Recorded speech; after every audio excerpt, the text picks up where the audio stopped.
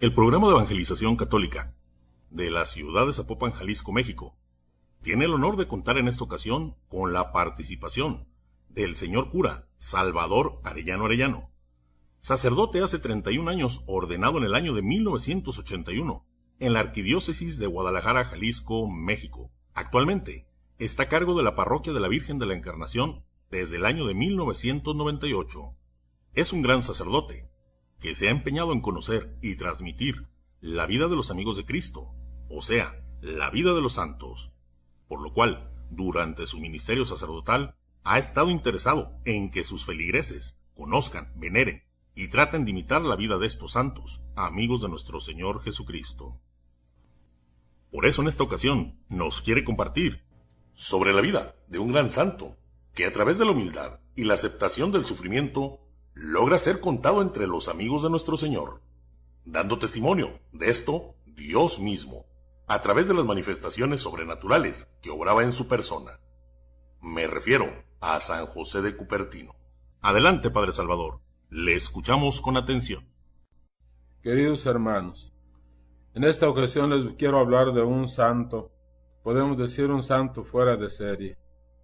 Para muchos desconocido, pero un santo al cual se le pueden aplicar muy bien aquella frase del apóstol San Pablo que dice que Dios elige a los ignorantes para confundir a los sabios.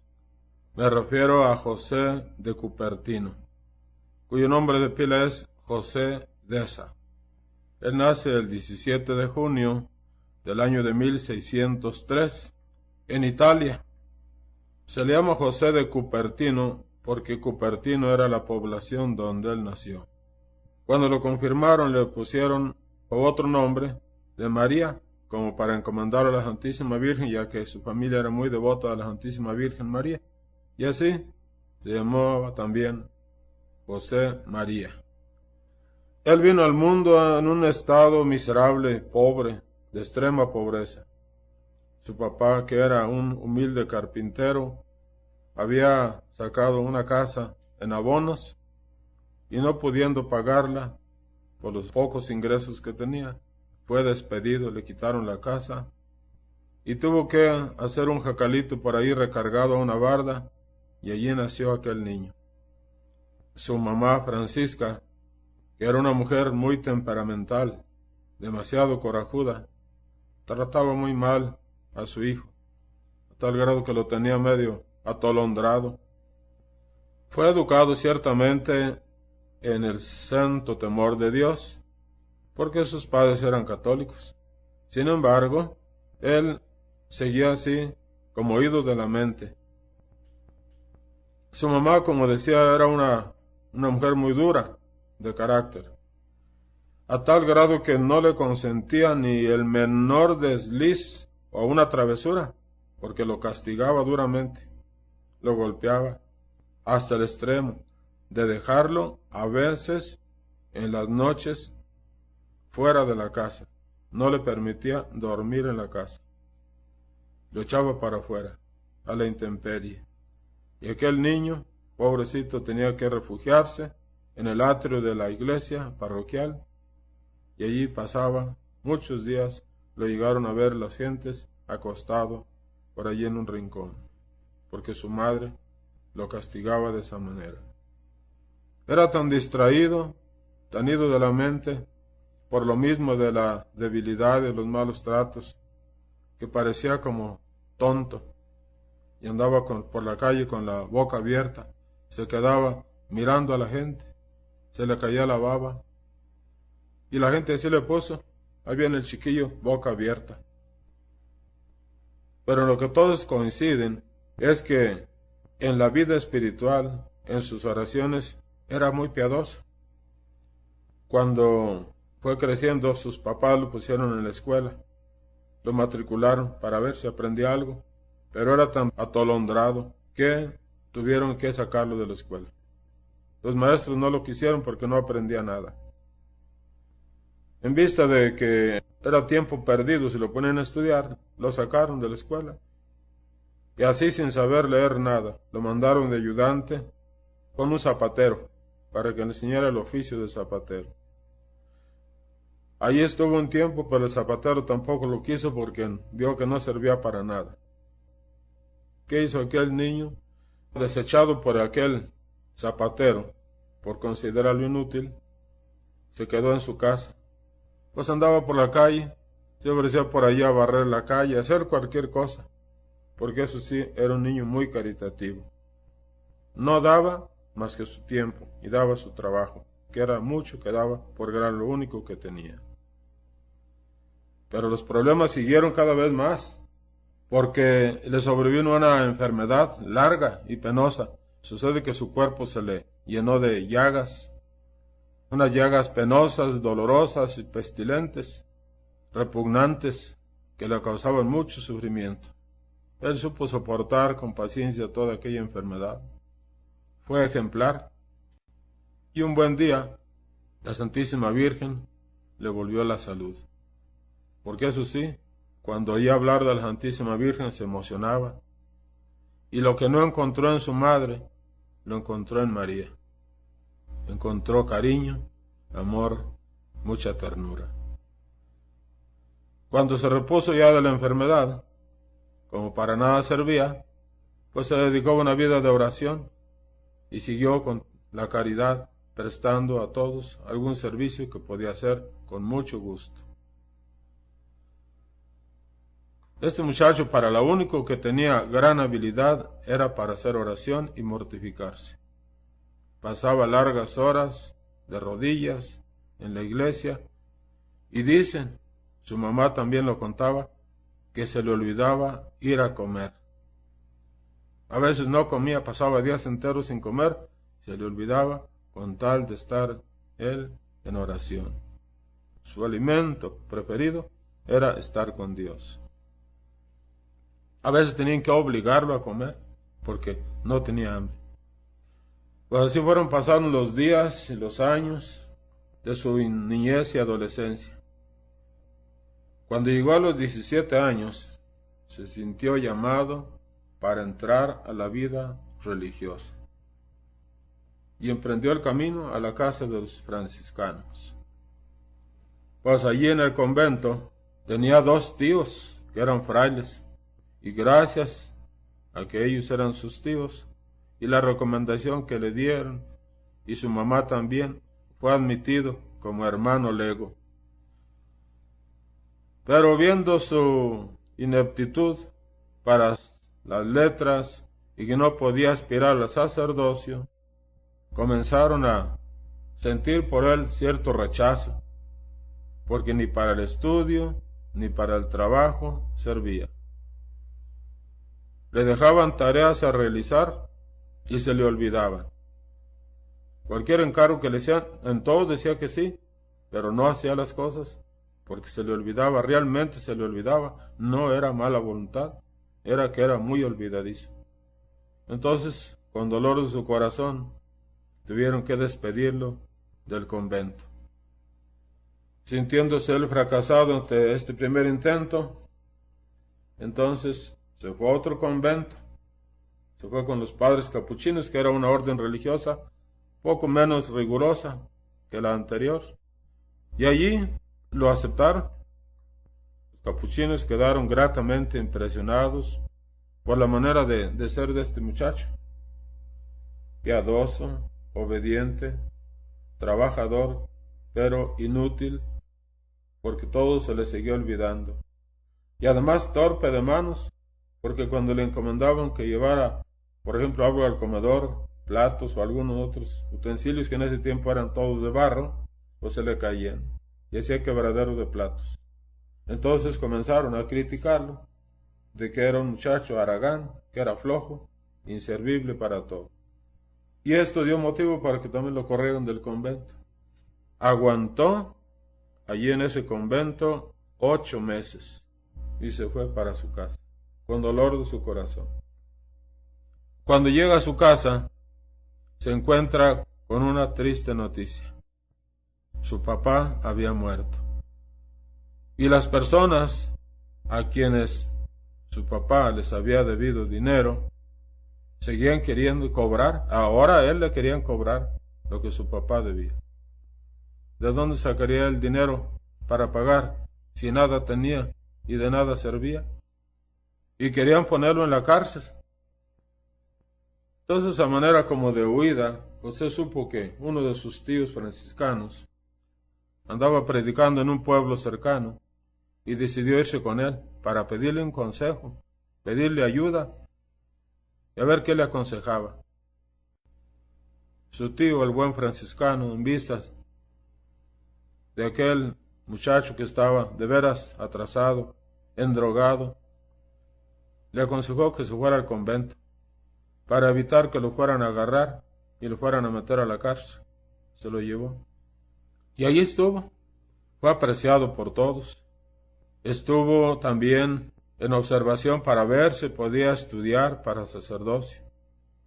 Viendo su buena conducta, su espíritu de servicio, su fervor, entonces se pusieron de acuerdo los franciscanos y decidieron en el año de 1625 aceptarlo como religioso y le pusieron ya el cordón de franciscano. Él dijo: todo esto se lo debo a mi Madre del Cielo. Pues ahora sí, este humilde franciscano, Fray José, que ya le llamaban Fray José, al verse tonsurado y recibido entre los aspirantes al sacerdocio, se llenó de gozo enormemente, de un júbilo incontenible. Pero de todas maneras no cesaron en él sus amarguras, porque el género nuevo de vida le obligaba a dedicar largas horas al estudio, y sus cortas facultades mentales no daban para tanto. Las letras no entraban en su cabeza, y a duras penas logró aprender a traducir un sencillo lenguaje del Evangelio. Cada examen era para él un martirio y un fracaso. Continuó estudiando. Por fin llegó la fecha en que tenía que ser examinado para recibir el orden sacerdotal. José estaba asustadísimo, temblaba y sudaba, porque el obispo tenía fama de ser un hombre rígido, exigente, y exigía que los alumnos supieran al pie de la letra todo lo que les preguntaba. Iban entrando de a uno. El obispo examinó a 10 de los alumnos, uno por uno, que pasaron antes que José. Todos dieron unas respuestas exactas, tenían una inteligencia admirable, y el obispo quedó impresionado de las respuestas que dieron. Cuando terminó de examinarlos, seguía a José, y el obispo se levantó y les dijo a todos los que estaban esperando el examen: no es necesario seguir examinando. Veo que todos han estudiado y saben perfectamente la materia a la que les pregunto yo. Y de esa manera José se salvó del examen, milagrosamente, y él sintió que había sido también la mano de la Santísima Virgen María la que lo había librado de ese examen que iba a ser un inminente fracaso. Por fin llegó el día de su ordenación y pudo recibir el orden sagrado el 18 de marzo de 1628. Tenía él 25 años de edad. Podemos imaginar la alegría tan grande de ese hombre. Ser ministro de Dios, poder llamarse otro Cristo, poder tener en sus manos a Jesús y transformar el pan en su cuerpo y el vino en su sangre. Él se sentía otro totalmente, a tal grado que desde el día de su ordenación y casi diario se repitieron éxtasis. El éxtasis es un arrebato, es cuando la persona queda fuera de sí, queda ajeno al mundo exterior, de tal manera que ni oye ni siente lo que pasa a su alrededor, porque es como un arrebato divino. Y José, desde el día de su ordenación, comenzó a tener éxtasis que se repitieron muchas veces. Sus compañeros le contaron hasta 70 éxtasis que tuvo. Esos los que vieron ellos, ¿cuántos más tendría en otras ocasiones? Una vida así tan extraordinaria tan llena de milagros y favores, porque él hacía curaciones, la gente se acercaba a él, lo tocaba, le llevaban niños enfermos y él poniéndole sus manos los bendecía y sanaba. Todo esto trajo entre los enemigos ciertas habladurías, malos entendidos, envidias, murmuraciones y calumnias que llegaron hasta oídos del obispo. Por lo que algún vicario que se creyó obligado a declarar el caso de Fray José al tribunal de la Santa Inquisición. Imagínense ustedes, ser objeto ahora ya de la Santa Inquisición, porque creían que él lo que hacía era por artes del demonio, que era el demonio el que actuaba en él, y por eso hacía milagros, y por eso esos éxtasis, y por eso esas levitaciones, o sea, se elevaba del suelo también, a veces hasta varios metros. Y lo llevaron al tribunal, y en el tribunal de la Santa Inquisición, durante 3 días completos, en varias sesiones, lo tuvieron allí los inquisidores, haciéndole un sinfín de preguntas, sobre todo de carácter teológico. Y lo más admirable de José de Cupertino, él que siempre fue cerrado de cabeza y quedaba reprobado en exámenes, y él se sentía tan poca cosa, y todas las preguntas que le hicieron los inquisidores las supo responder. Más aún, allí mismo, en ese juicio, le presentaron los inquisidores un escrito de Santa Catalina de Siena que contenía un error histórico, no teológico, un error histórico. Y se lo dieron para que lo leyera.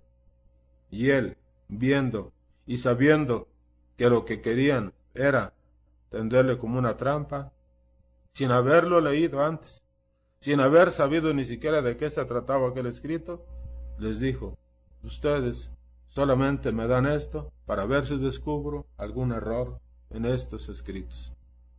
Y si los tiene, y aquí está. Por una gracia de Dios y de la Santísima Virgen, salió ileso de aquel juicio, y de tal manera que todos los inquisidores estuvieron de acuerdo que lo que José hacía y decía era un don venido del cielo y no del maligno.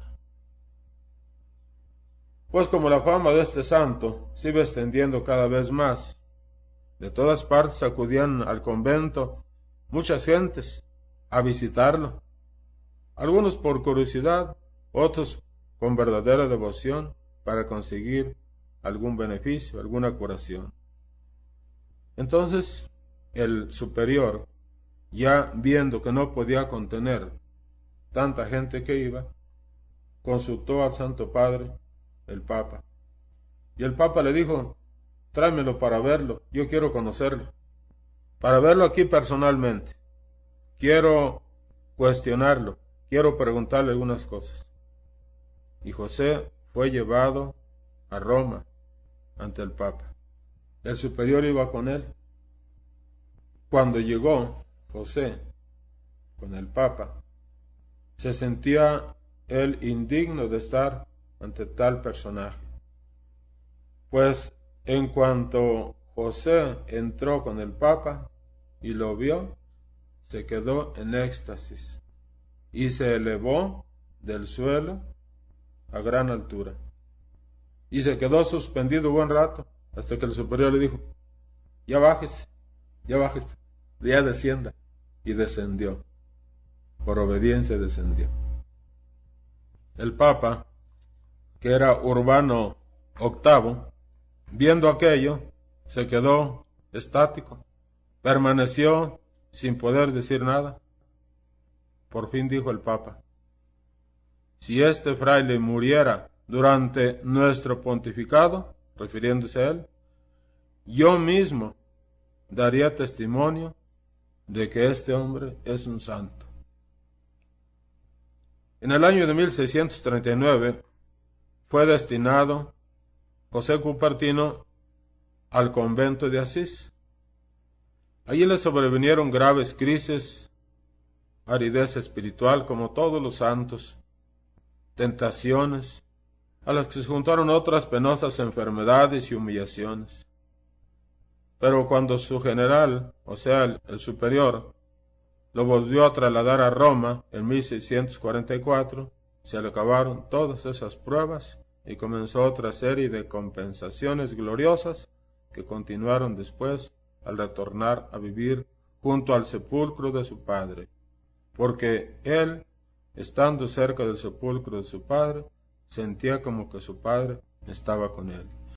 Y aquí sucedió algo importante. Cuando él regresó cerca de la tumba de su padre, se encontró con que en aquella casa, en aquella familia, había muchas rencillas, divisiones. El pueblo estaba mal, y todavía aún aquellos que su padre les había debido dinero, estaban queriendo cobrarse, y no hallaban cómo. Pues cuando volvió José, como por arte de magia, pero no fue magia, sino la gracia de Dios, todos los problemas se pacificaron, todo se silenció en aquella ciudad, y entonces vino una gran tranquilidad. El demonio no descansa, y entonces el diablo le puso una trampa, porque cuando subió al trono otro papa, que era nada menos que Inocencio X, él decidió acabar de una vez con todos esos que hablaban de él. Era mucho ya el revuelo que se había levantado en torno a José de Cupertino. Y el Papa estaba como enfadado de aquello. Dijo, lo mejor que podemos hacer es hacer que este fraile desaparezca. Y entonces mandó que se le recluyera en el escondrijo del convento capuchino más apartado, donde nadie supiera dónde estuviera, que nadie lo visitara, y así prácticamente lo darían por muerto.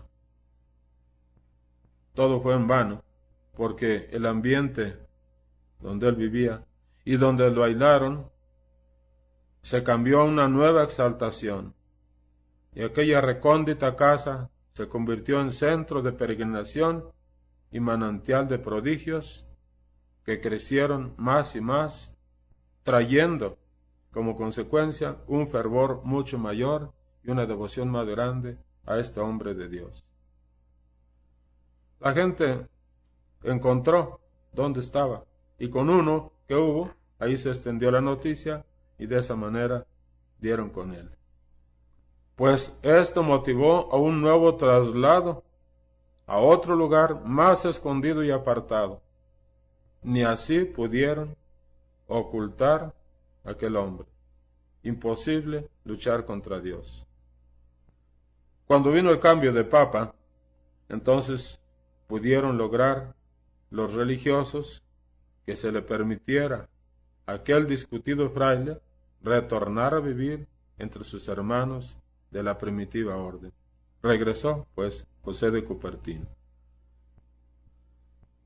Se puede decir que pasó allí el ocaso de su vida en una continua y dulcísima gloria de Dios, porque él sentía claramente que su muerte estaba por llegar, y en vez de entristecerse, anhelaba pronto morir para entrar a contemplar a Dios cara a cara, preparándose pues para el trance final. Con un singular fervor, pidió él mismo que le administraran los últimos sacramentos. Murió el día 18 de septiembre del año de 1663, a la edad de 60 años, y murió pronunciando el dulce nombre de María. Fue beatificado el 24 de febrero de 1753 por el Papa Benedicto XIV y canonizado el 16 de julio de 1767 por el Papa Clemente XIII. Aquí tenemos la historia y la vida de un santo, al cual le llamaban boca abierta, al que consideraron un inútil, inservible, y cómo Dios se valió de él para convertir a muchos pecadores, para taparle la boca a muchos sabios entendidos. Y descubrimos en José de Cupertino que el camino de la santidad es un camino para todos nosotros. Cada uno, aunque nos consideremos los más inservibles, Dios nos quiere y nos quiere santos. Que Dios los bendiga. Soy el Padre Salvador Arellano. Agradezco de todo corazón la invitación que me han hecho para el programa de evangelización católica a través de estos medios de comunicación. Por mi parte no hay ningún inconveniente para que se publiquen de acuerdo a como dispongan el asesor teólogo, el padre don Santiago Martínez, y el coordinador general Vicente González Álvarez. Y ojalá sirva para la evangelización de muchos cristianos. Damos gracias al señor cura Salvador Arellano por transmitirnos este conocimiento. Gracias por su atención y hasta la próxima.